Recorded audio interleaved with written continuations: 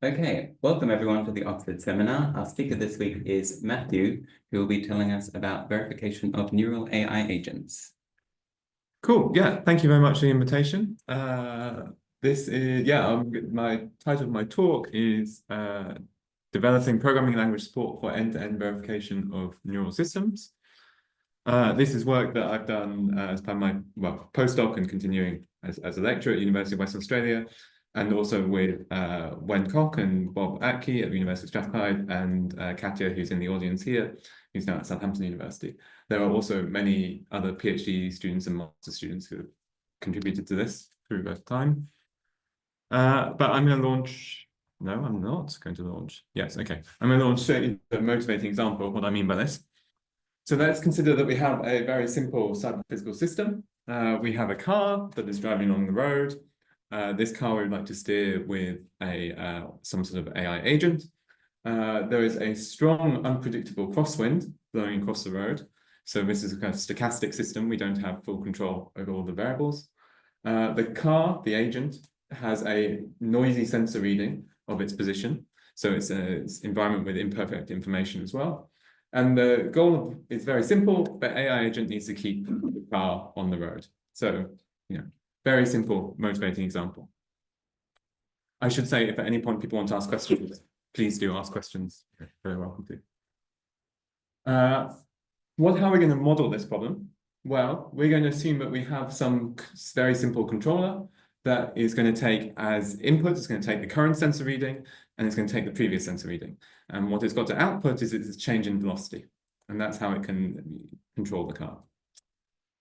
The next thing we have to do is actually model the environment somehow, model how the system changes over time. And to do this, we're going to use what's known as an interactive theorem prover called AGDA. The details aren't particularly important, but basically what an interactive theorem prover allows you to do is it allows you to write down the mathematical model of your environment or of a program, and then it allows you to reason about that model in the same system.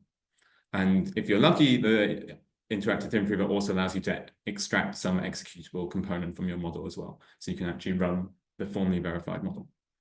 So hopefully you're not going to need to be an expert in AGDA to understand the very simple, the core concepts of this. We represent the state of the system as a set of 4 variables: the current wind speed, what the car's position and velocity is, and what the current sensor reading is.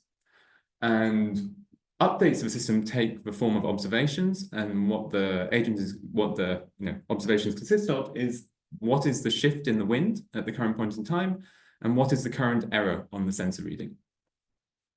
So given these two things, we can define a transition function from which takes in an observation, it takes in the current state, and it's going to compute the next state of the system. So this is a discrete system. It takes discrete time steps. It would work just what this talk is going to talk about would work just as well in a continuous system, but for simplicity, we're just going to talk about a discrete system. So how do we update the system? Well, the new wind speed is the current wind speed plus the current wind shift. The new position of the car is the old position plus the velocity of the car plus the new wind speed. So the car is not, the wind affects the position of the car. The new sensor reading is equal to the new position plus whatever the current error on the sensor is.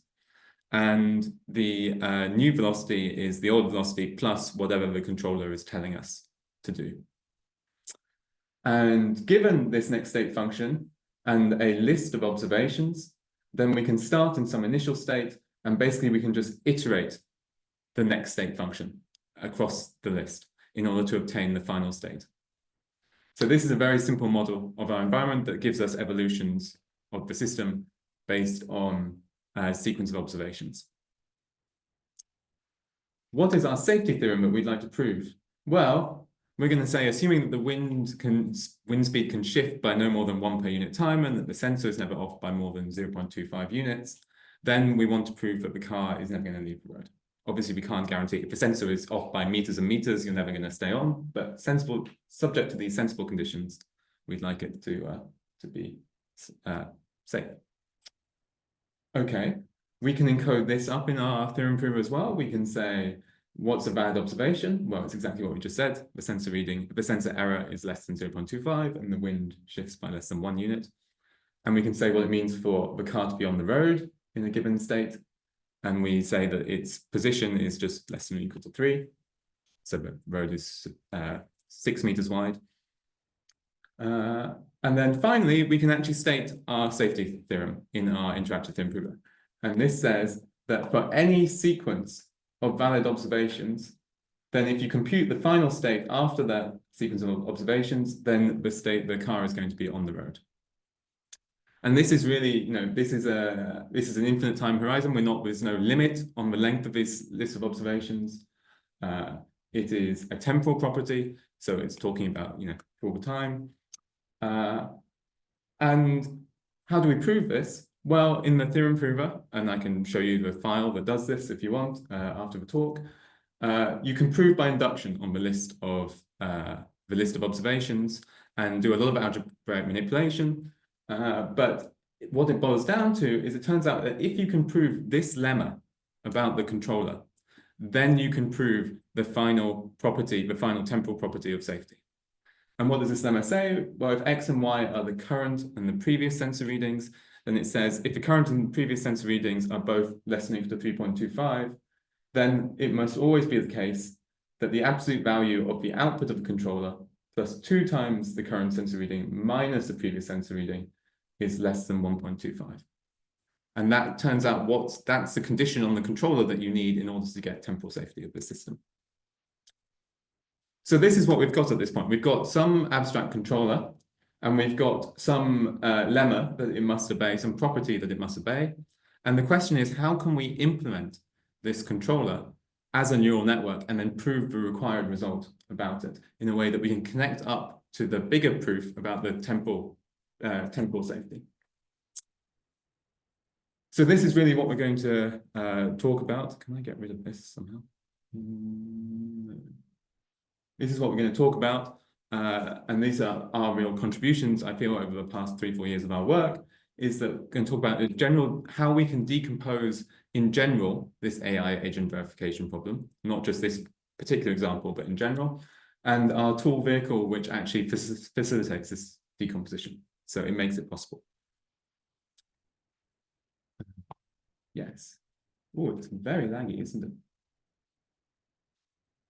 In fact, it's stopped. It's so laggy.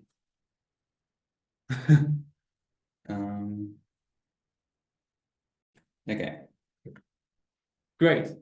So the question is, how can we decompose this problem of verifying an AI agent's safety in an environment?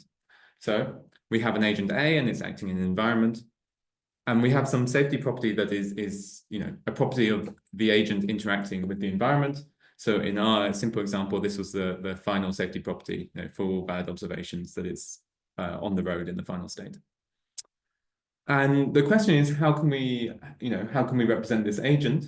Well, we're going to assume that it takes inputs in some problem space P, and that it's going to produce outputs in some result space R.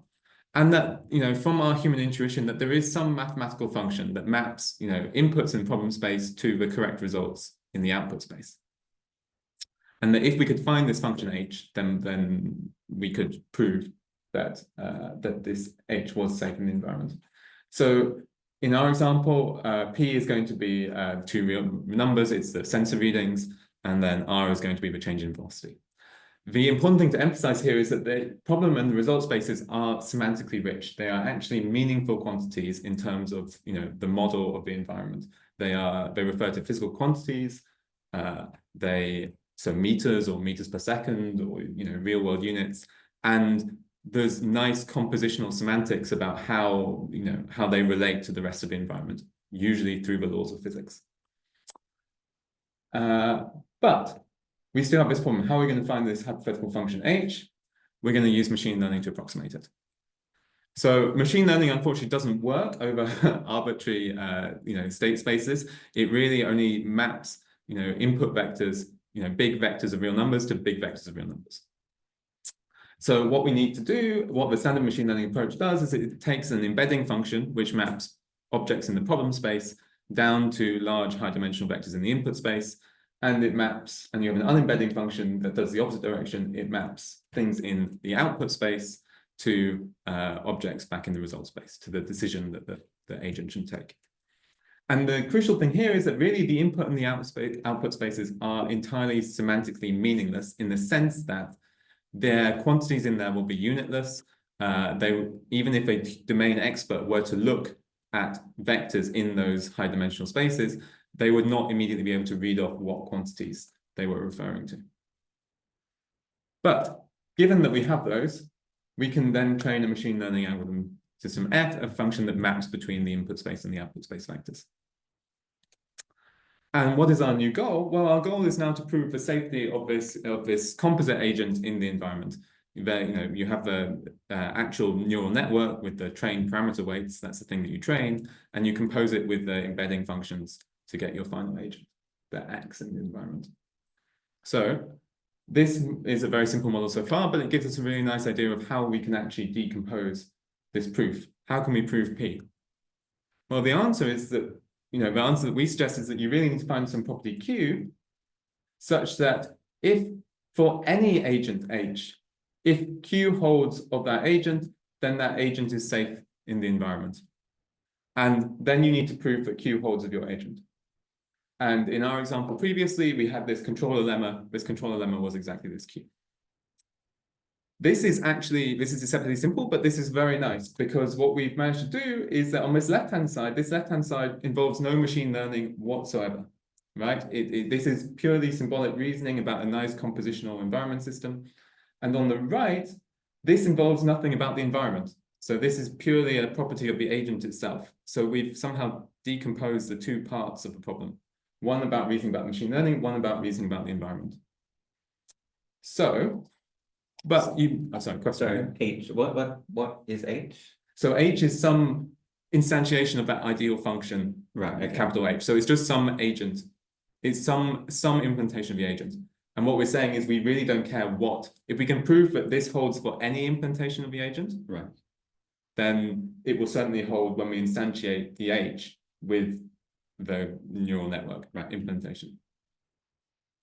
So the idea is that to prove that, you shouldn't know any details about what the agent actually does. You should prove it for an arbitrary agent. But we can probably decompose this right-hand side thing further because we have the composition functions. So what we can actually do is we want to find properties, an additional property R, which is over the actual learned weights of the network. So that if we can prove that R holds of the network, then Q is going to hold of the network plus the embedding functions. And then we want to prove that R holds of F. So essentially, this is our proof strategy to try and prove. This is a general proof strategy that we believe you really have very little choice, but other than to do this. So you have to find a problem space property Q, and then prove that if Q holds for an arbitrary agent, then P holds of it. You have to find an input space property R, such that if R holds of the trained neural network, then Q holds of the network plus the embedding functions, and then you have to prove R. And we published this decomposition in a recent paper, which has been accepted to ESOP. Okay, so how do we actually go about doing these things? Well, it's no surprise, but the first two problems we're going to propose that you should really do in interactive theorem provers, or higher order systems, higher expressive systems that are good for modeling environments, modeling tools, such as the systems that you're working on. These problem spaces are semantically meaningful, so they've got rich semantics, so that they're really suitable for this sort of stuff. Obviously, finding Q is hard. This has always been the case of proving the correctness of decomposable systems. You have to find the sublemmas that hold of those individual components in order that you can prove your final result. This requires domain experts to come up with a Q, but fundamentally coming up with a Q is what people have been doing for the last 50, 60 years in theorem proving. The steps 3 and 4 are a little bit hard, so I'm going to come back to them and actually focus on the bottom one. So now let's just assume that we magically have some R. I'm not going to say how we found it just yet, but suppose that we do have some R. how are we actually going to prove that it holds, of an actual neural network object? Well, it's really, the first thing to establish is that it's really infeasible to do it in an interactive theorem prover. People have tried this with very limited success, and they can do it with a neural network with about 20 parameters. But neural networks have, state-of-the-art neural networks have hundreds of billions of parameters. And even representing your network in an interactive theorem prover will cause the interactive theorem prover to crash, let alone doing any reasoning about it. And furthermore, these ITPs are good at semantic reasoning, decomposing the problem and proving stuff about subcomponents. There are no semantically meaningful subcomponents in a neural network in the general case. And furthermore, as I'm going to show you in a little bit, even writing down R is incredibly painful. So an ITP is pretty much a no-go. Luckily, the automated theorem proving community came to the rescue, and in about 9-10 years ago, they started working on this problem. And there are now a range of very powerful, very, relatively performant domain-specific verifiers designed specifically to verify properties of neural networks. And things like Marabou, which is based on SMT technology. There's Alpha Beta Crown, which is based on abstract interpretation and mixed integer linear programming. There is VeriSig that's based on interval arithmetic, and many, many tens of others. So what do they actually do? Well, you can think of them as specialized SMT solvers.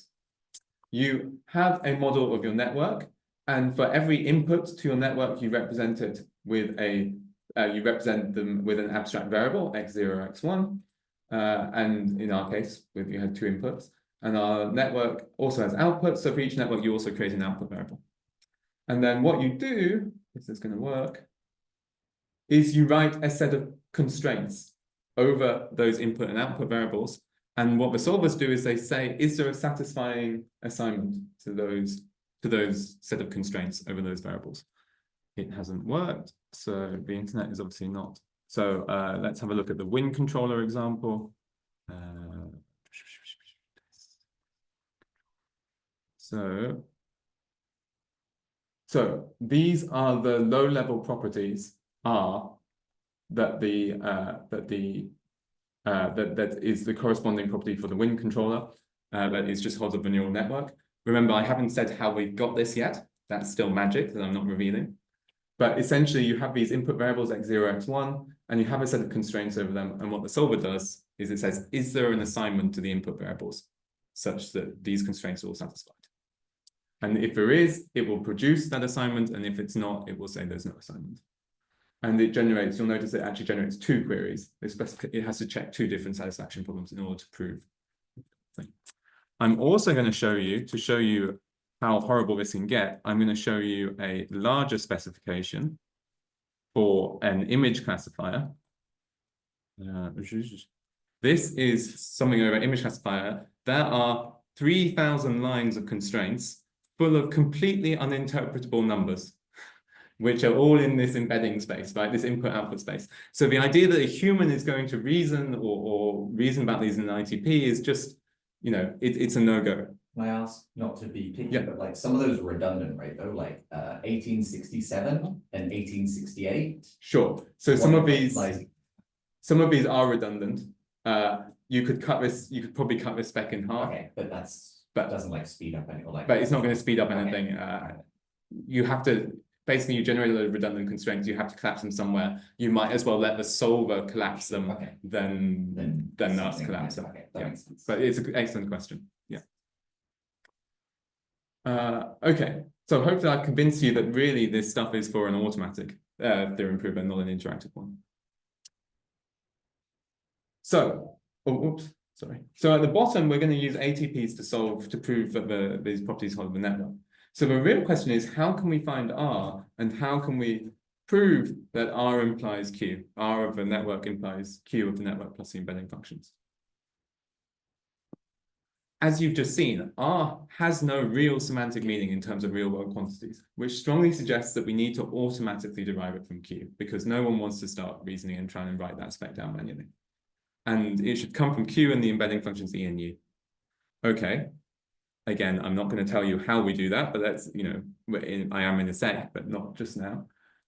How would we prove that R implies Q? Well, the ATPs that I've just talked about, the automatic theorem provers, are a bad match because they're highly specialized for reasoning specifically about neural network architectures. And whereas the embedding functions contain arbitrary computation and they talk about arbitrary problem space representations, that the ATPs are just not designed to do. However, ITPs are also a bad match because you don't want to have to write down R in an ITP, and you definitely don't want to have to reason about it. So we're kind of stuck, right? We have this gap in the middle where, we have ITPs at the top and ATPs at the bottom, and neither of them want to do this middle step of reasoning about the translation between the input space, the semantically meaningful spaces to the semantically meaningless spaces. So what would we like an ideal tool that, that's filled this gap? What would we like it to do? Well, it should take the specification Q for the agent, and it should automatically compile it down and verify it. It should compile it down to R and automatically verify it with these tools. And it should also be responsible for integrating with the higher level ITPs with P. So it should take the specification Q and it should make it available to the ITPs somehow to reason about. Okay, I've left the left-hand side of this diagram open. Does anyone have any ideas what I'm going to fill on the left-hand side of the diagram?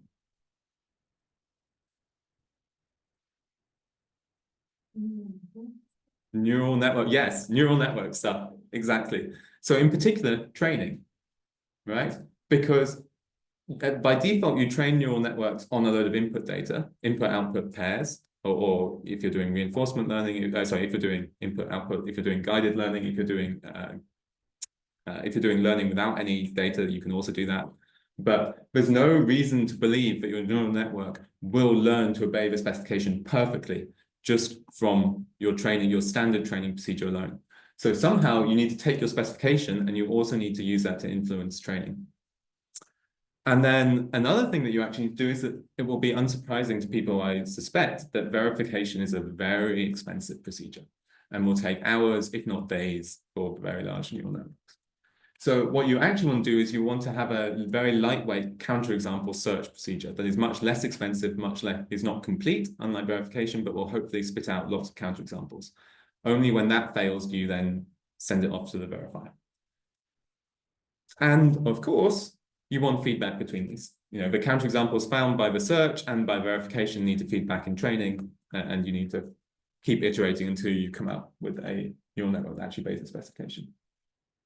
But there's also another part of this diagram that's perhaps missing, which when you actually need a usable system, which is we have a lot of really diverse tools down here, all of which have very different capabilities in terms of which specifications they can handle. And it's not clear to the user doesn't really want to know about how these tools work, the details of them. So if they write a specification that is not compatible with a given tool, you need to perform some analysis to give the user information about why this specification cannot actually be verified or cannot be trained for or is not compatible with this tool. So this is what the ideal tool should do. There's another way of looking at this. We can go back to this dichotomy between the agent and environment. So the agent side of things is what we just described. You take this specification, this Q property, and that you use it to influence training and verification, and you do this loop, and eventually you spit out a verified model. And then you want to export it back out to a tool that is designed for reasoning about your wider environment. And the world model, in the environments are represented by a world model, a mathematical model of how your environment operates. And there are many, many different types of semantics that your world models can use. They can use continuous systems, continuous semantics. They can have probability in them. They can have discrete components. They can have all three together in some systems. There's also neural world models that there's been a lot of research on recently, where people have tried to train neural networks to simulate environments in which the agents act. So the idea is that there's many, many tools on the left-hand side for modeling the environment and proving stuff in these rich environments. But our argument is that there should be a single, you only really need one tool on the right-hand side that does the agent specification and creates a verified model. And if you can have a single tool on the right-hand side, then all the environment modeling software does not have to worry about the neural components at all. It never has to do any reasoning about the neural networks. It never has to do any reasoning about the embedding functions. It's to them, it's just a black box function. And the software on the right-hand side does it. And this is exactly what our vehicle tool was designed to do. It's going to take in the agent specification and it's going to produce a verified model and ship it back out to the environment reasoning tool. And the environment reasoning tool never has to worry about anything about machine learning whatsoever. So that's the goal. So what is vehicle? How does it do this? Vehicle has a very high level, dependently typed specification language. For those of you who don't know what dependent types is, basically it's where types can also depend on values or the output of functions as well as just other types. So you can have vectors you have lists of natural numbers of size 7 or of size 3 plus x or whatever, and you can actually compute in the types as well. And you can represent far more expressive specifications that way. It has native support for all the things that you'd want to do in machine learning. So it has native support for tensors, networks, data sets, and higher order functions.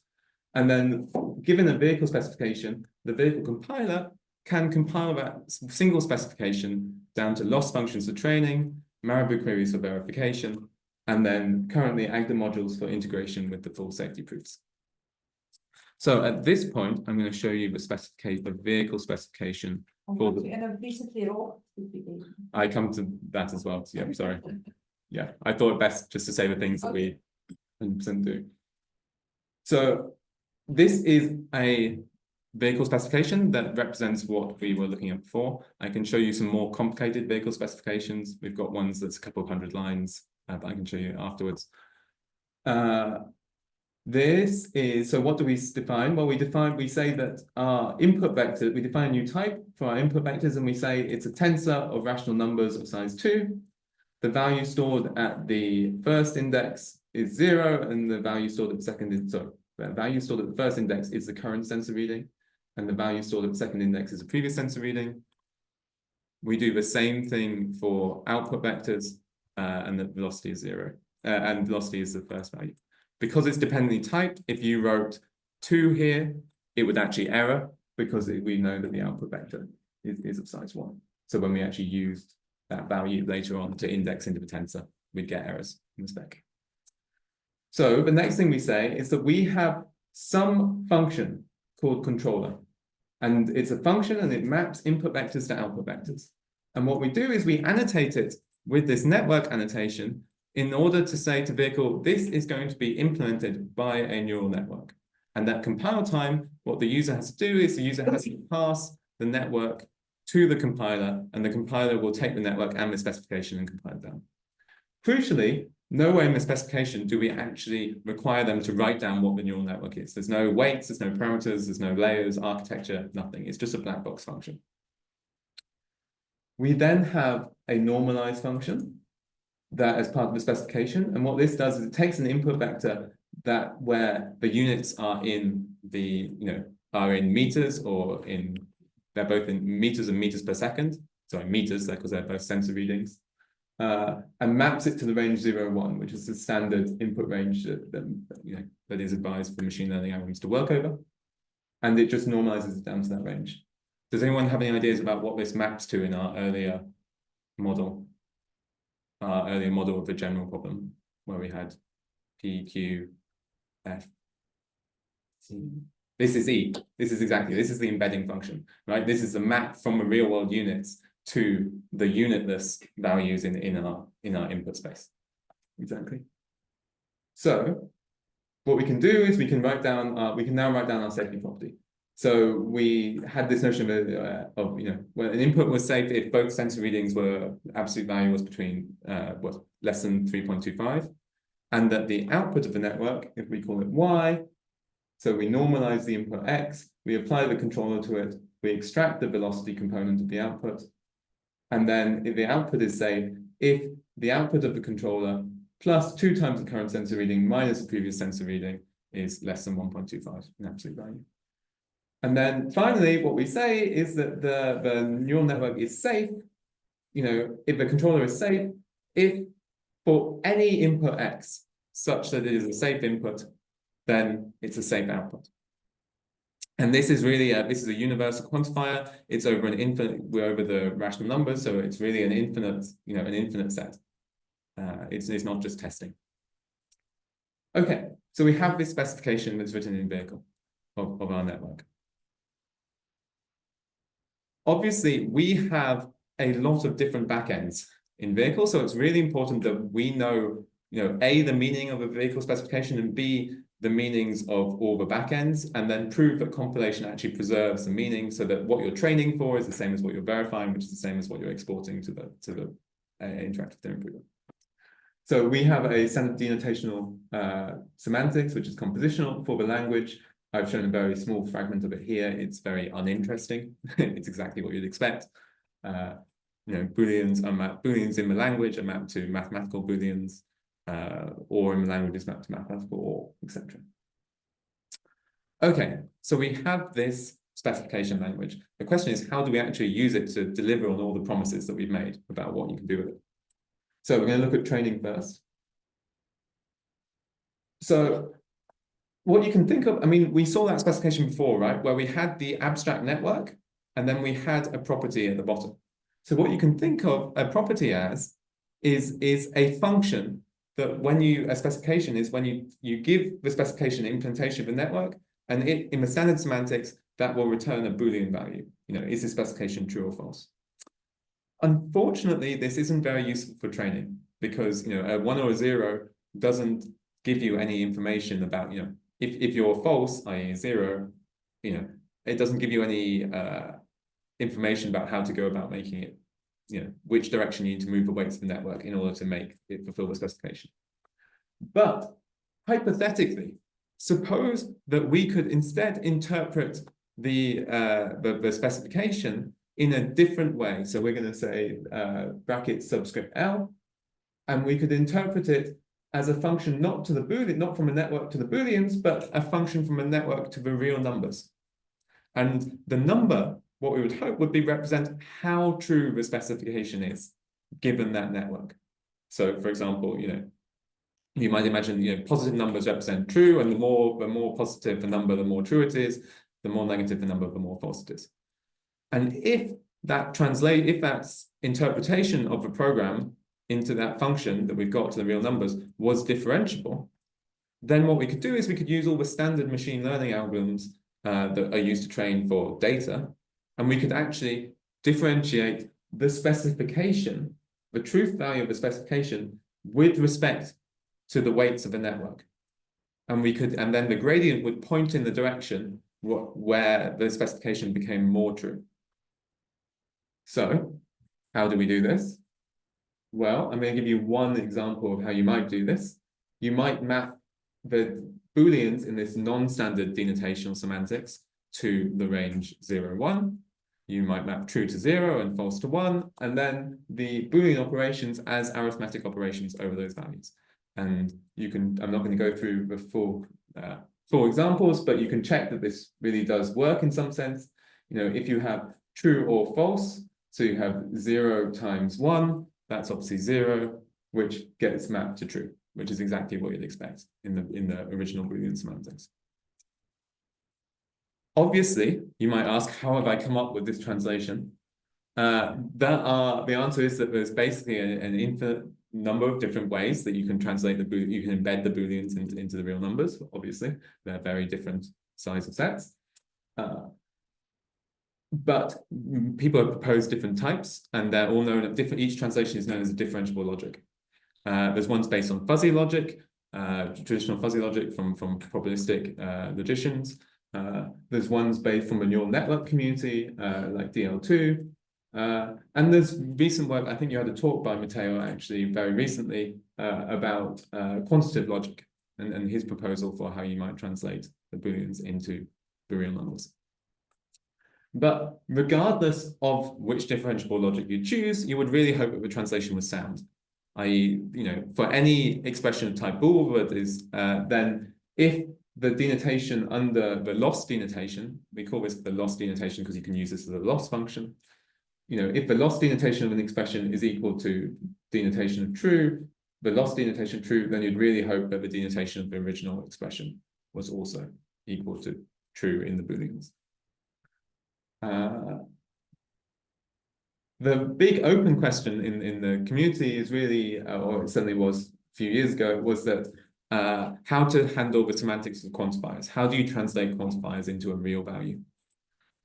Some previous logics really just treat these quantifiers as special extra language operators, not first-class constructs in the language, and they assume a single quantifier on the outermost of the spec. In vehicle, these quantifiers are really first-order constructs, so we need a compositional semantics for them, and which is going to preserve differentiability and also hopefully preserve some notion of soundness. What we did is that this was before Matteo's work, so we would just really implement this as sampling. So essentially, if when you're trying to interpret, trying to get an estimate of how true a quantified expression is, what you do is you draw a load of samples from some distribution over the type of the samples. So, if the type of, if you're talking about images, for example, if it's for images X, where T is image, then you draw some samples from the distribution of your images, and then you evaluate what the loss, i.e., how true the specification is for that particular image, the image sample that you've drawn, and then you take the conjunction over all your samples. So the idea is if you come across a counterexample, then this whole thing will evaluate to false, and you're good. Now, obviously, the question is, you're not going to guarantee that you come across a counterexample in this case, so it's not sound in some sense. But nonetheless, this is what we've implemented in vehicle, and I'm going to talk about the soundness issue as open questions at the end. How do you pick D, or is How do you pick D? That's an excellent question. It's and again, I'm going to talk about it in the open questions. In very, very crude ways, you can just take, which we do at the moment, is we take a uniform distribution. We assume that there is some uniform distribution over the quantified types, and we pick it. In general, you need to be much smarter, which we will talk about. But this will give us implementation of the quantifiers. Okay, so we've now got a working system where we can take a specification and we can train the neural network, hopefully to increase the likelihood that the final weights are actually going to satisfy the specification. How do we actually go about verifying it? Well, we take this, a high-level lemma, and what vehicle does is that it compiles it down to a set of queries for these verifiers.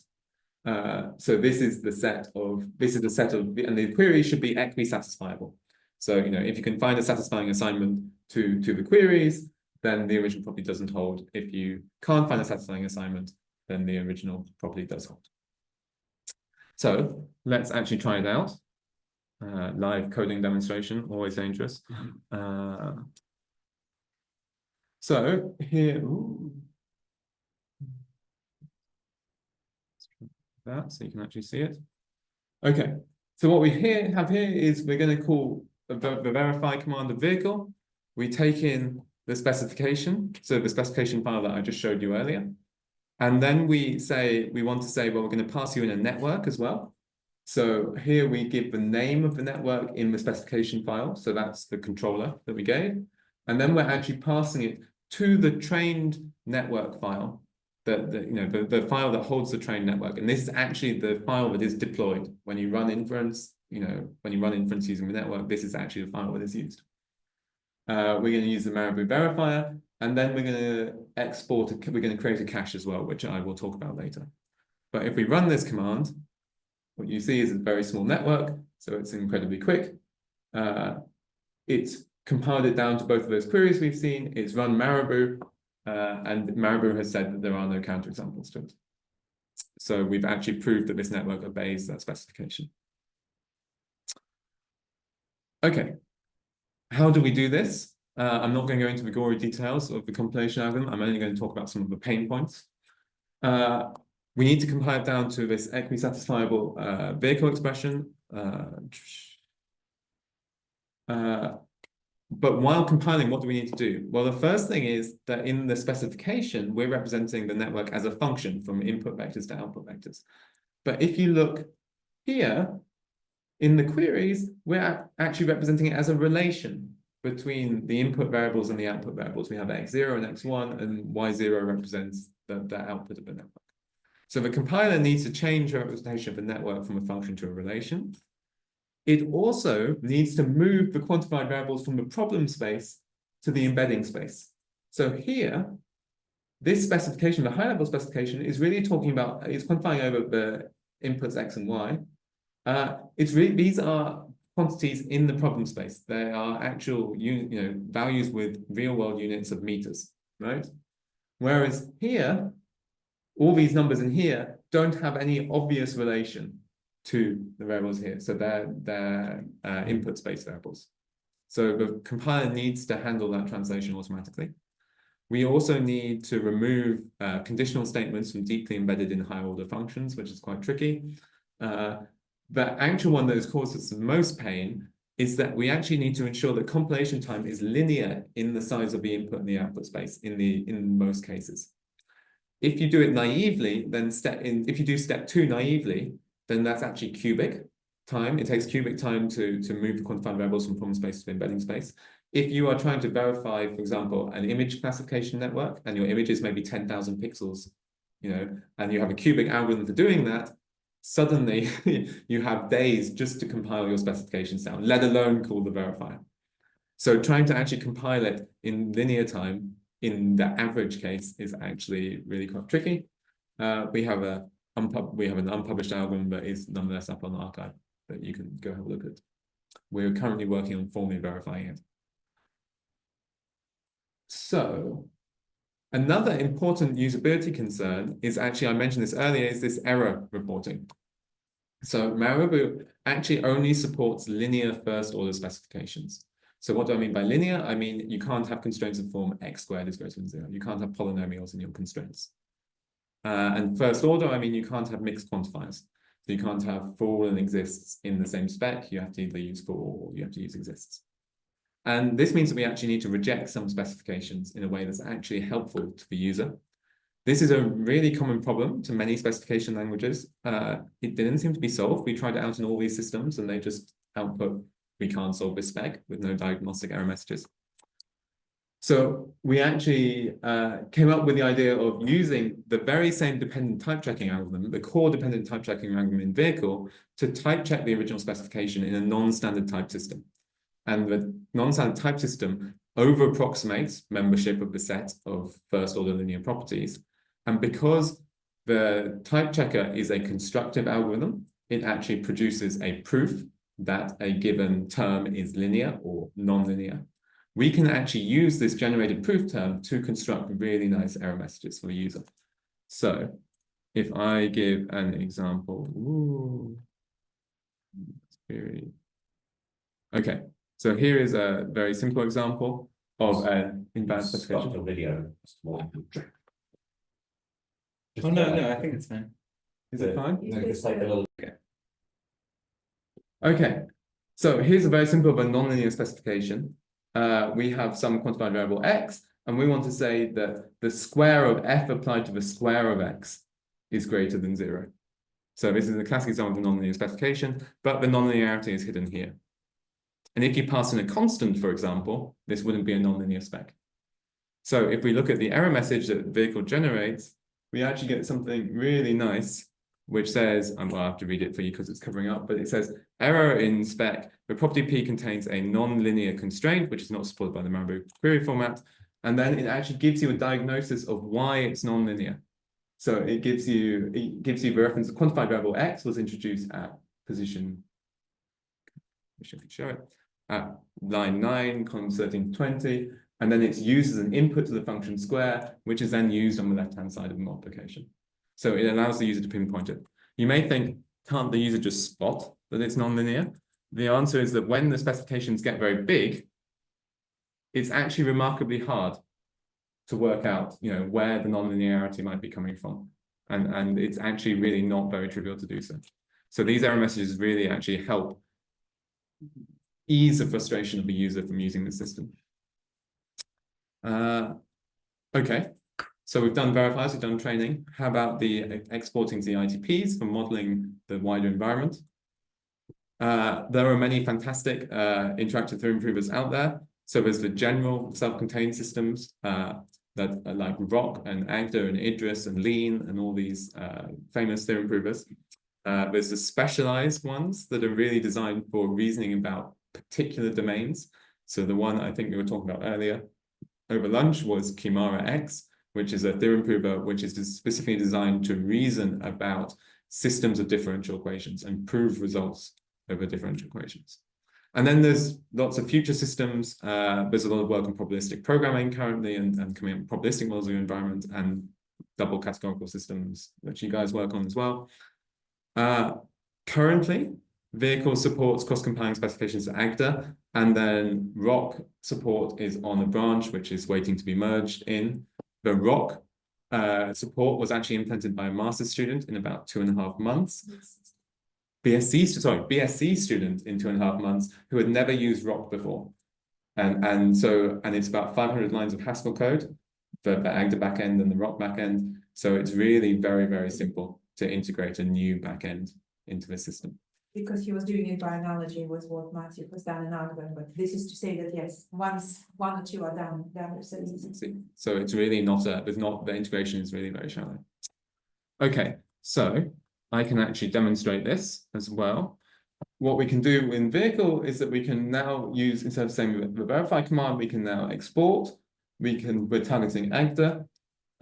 We are now using this proof cache object, which again I'm going to talk about in a sec, the same proof cache that was produced here, and then we're going to output this Agda file here. So we've run that was very quick. And if we go into the spec, the controller, what we've done is we've actually generated this Agda file. I'm going to type check it to demonstrate that it really type checks. So this is an Agda encoding of the very same specification that the Vehicle that we had written up in Vehicle. It's going to type check. We get syntax highlighting, which means that Agda agrees with it. How do we actually prove the result? Well, what Vehicle does is that there's a little macro, we've written a little macro in Agda that goes away and calls Vehicle and says, Vehicle, do you agree that this spec is true? The real problem is that how do we actually implement the controller? We said that we didn't want to actually, we can't represent the network directly in Agda. We implemented as a postulate because we can't actually write the controller down. But then how does this check specification thing work? If this is a postulate, how do we actually know that the integrity of this command is actually referring to the real implementation of the network on disk? How do we check that the network on disk hasn't changed since we ran the verify command, and therefore that our system may be no longer verified? And the answer is that we, even though we don't encode the network in the ITP, what we do is we implement a proof cache. So before we start verification, Vehicle locates the network object on disk and takes a hash of a file. And then when they actually go away and check the proof later on in the ITP, Vehicle checks the proof cache, rehashes, finds the network on disk, rehashes it, checks that the hashes match, and then it can return the result of the verification that it has stored in the cache. This also drastically boosts the performance of the ITP because you don't have to re-verify the network every time you call check. So I can demonstrate this. We have the proof cache somewhere. Verification result also. Verification result. And what you can see is a little JSON file. It stores the location of the network and then the hash that it took at verification time. And if you were very paranoid, you could cryptographically encrypt this file so that it was unknowledgeable unless you had the private key, etc., to ensure confidentiality of the system. You can try Vehicle out. It's very easily available by pip, installable by pip. You install Vehicle, you install Marabou. It just works. We had a load of students at Edinburgh University do it, and it was super easy to do. I think there were very few complaints. And the source code's available online. Okay, most of us are mathematicians, and we really care about the open, the difficulties in theory. The first open problem is really in the training backend, which is these semantics of quantifiers. And Matteo has proposed some new semantics quantifiers. This is a little bit more refined. Well, he's proposed a new logic, right? It's not a general, it's not an arbitrary semantics. It's a new instantiation of these loss semantics and with a new interpretation of quantifiers. What no one has so far done is what does it mean for these quantifiers to be sound?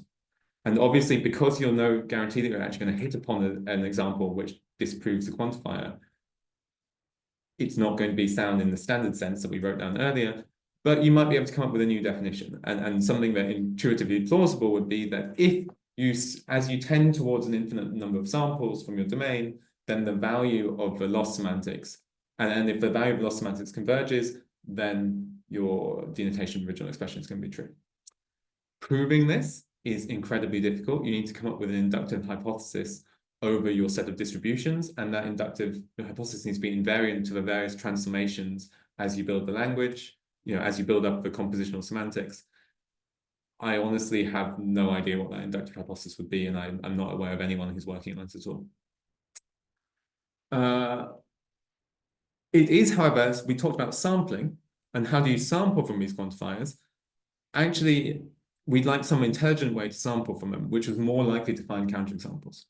So we'd actually like to find, we'd like a really cheap procedure that finds a value of X that either satisfies or doesn't satisfy the quantifier.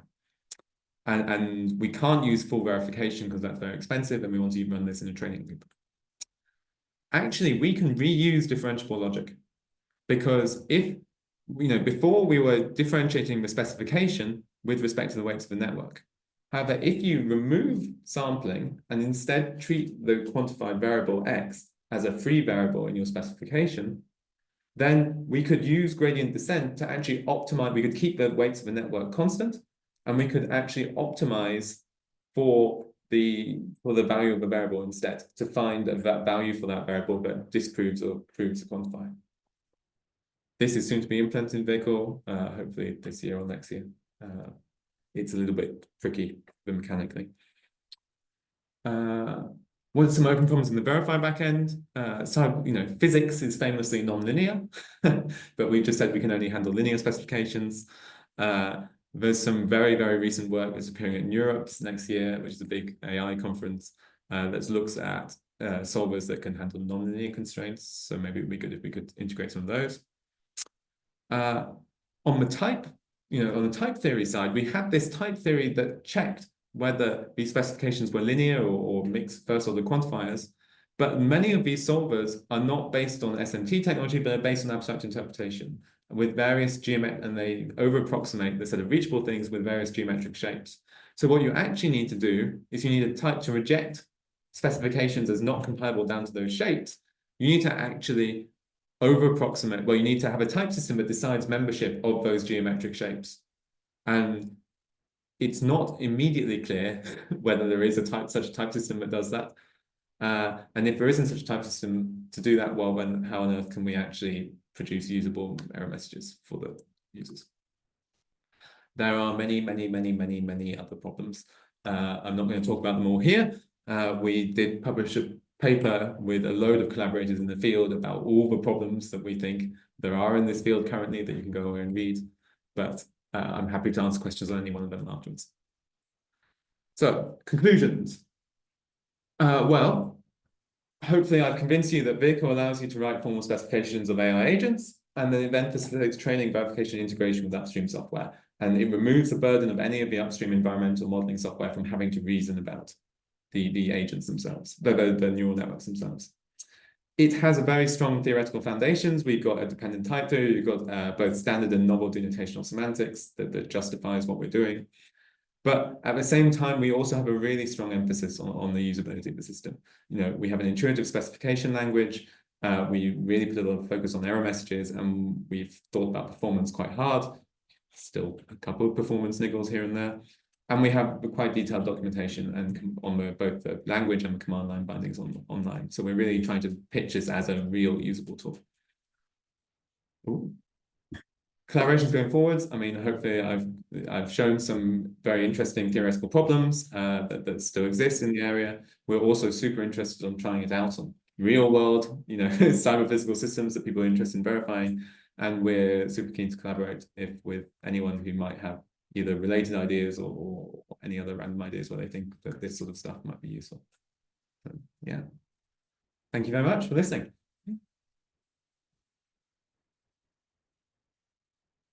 Any questions? Yes.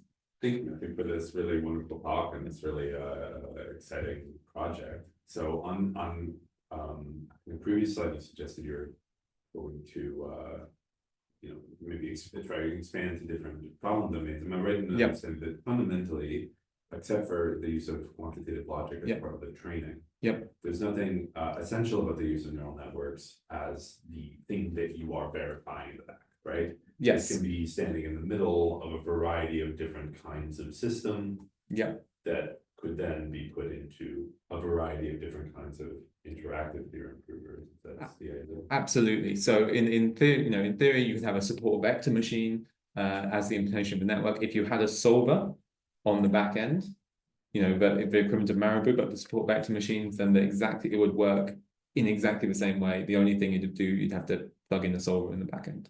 But yeah.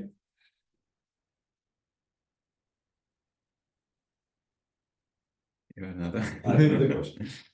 So I noticed that the predicates written that you showed were Boolean valued. Yes.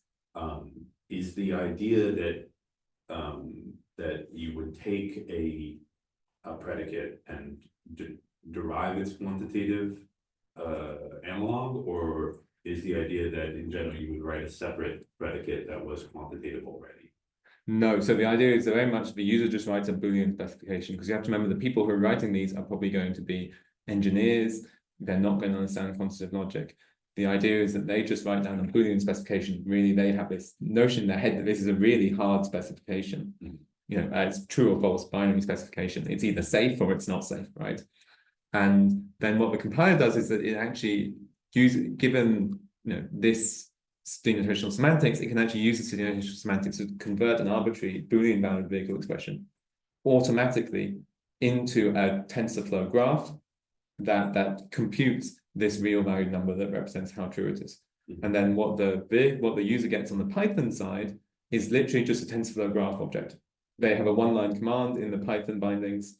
They import vehicle.translate to loss function, pass in the specification, pass in the network. It spits out just a TensorFlow graph, and you can literally go, when you're computing your final loss function for training, you can have the loss of the current network is equal to the data loss plus the specification loss. So it's literally 3-line integration into the training regime.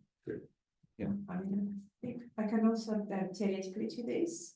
If you meant, I think what David might have meant is that if you have primitive predicates only map to true and false, you'll never get intermediate values in your translation either. You need this quantitative logic to kick in somewhere. Yes. Sorry, which is where the comparison operators come in. So you're going to have in your specification, for example. Right, so the primitive language here, there is the inequalities, and yes. So you interpret your primitive relations here, the inequalities, as specific quantitative things, which could be here differences or whatever. Yeah, so they could be differences. It's a standard one. In practice, you want to have nice gradients on your loss function that are nice in the machine learning sense. So there's various proposals about how you translate them to gradients that perform well during optimization. Yeah, there are some very interesting examples of specifications that just call for quantitative semantics. There is a property robustness of neural networks that says, give me one input for any input in the epsilon ball around it. If that input is within the epsilon ball, then the output of the neural network should be this. And the first part of the statement is usually expressed through my selected input x minus anything in the epsilon ball. Anything is less than epsilon. So in fact, you can write it as x prime equals x, and then equality annotated by epsilon, and that would be soft equality. Right. And this kind of soft equality is what inspired Bacci, Plotkin, and Mardari first to introduce quantitative logics, from which Matteo took the semantics. So actually, you can sometimes trace in the literature people have already separately from all of these issues have looked at soft equalities and inequalities. And we have never really had time to investigate this, but we're kind of knowing from other work that there may be very good connection to how you interpret equalities and inequalities softly. Thanks, yeah. So this is like, it's just the input for vehicle, and this is like the Q and the This U. This is the Q and then the embedding functions, yeah. Right, okay. So here the unembedding is the identity. Okay. Is that something else you might need to specify explicitly, or? So yeah, so in general, if we look at the example of a robustness function, robustness specification, so this is saying exactly what Katya was talking about earlier. You have some notion of an image, which is in this case a 28 by 28 pixel, really low res image. You're classifying it as digits, so this is the MNIST classification task, classifying it as digits from 0 and 9. Essentially, you're assuming that the image is already normalized. Pixel values are, every pixel value in the image is between range 0 and 1. But your unembedding function is actually, it takes the output of the classifier, which represents a probability distribution over the different digits that it could be. And your unembedding function essentially takes the maximum of it. It takes the most likely digit as the answer. So it maps a continuous probability distribution, which is a vector of real numbers, into a single discrete digit by taking the maximum. So yeah, in different specifications, you'll need to, depending on the domain, you'll either need embedding, unembedding, or both. Right. And coming up with this Q, Yeah. is that something sort of external to vehicle? So is that with the P and the E? Yes. So the Q is going to again be derived from P, but there's no way in general to do that automatically. Right, That okay. will require deep knowledge from domain experts to do it. Once you have Q, you just write Q down in vehicle. Right. So you'll notice that this spec in vehicle really is a Q in the sense that it doesn't talk about the environment at all. There's no notion of physics in this spec. There's no notion of, it talks about physical quantities. Well, sorry, the wind controller. It talks about physical quantities, insofar as these are in meters and stuff, but it doesn't talk about the dynamics of the system. And I think that's really important, that different systems of different software tools are, different types of reasoning are much better suited to different types of software tools. And it's really important to build tools that excel at their specific part and then stitch them together. Any other questions? If not, let's thank Matthew again.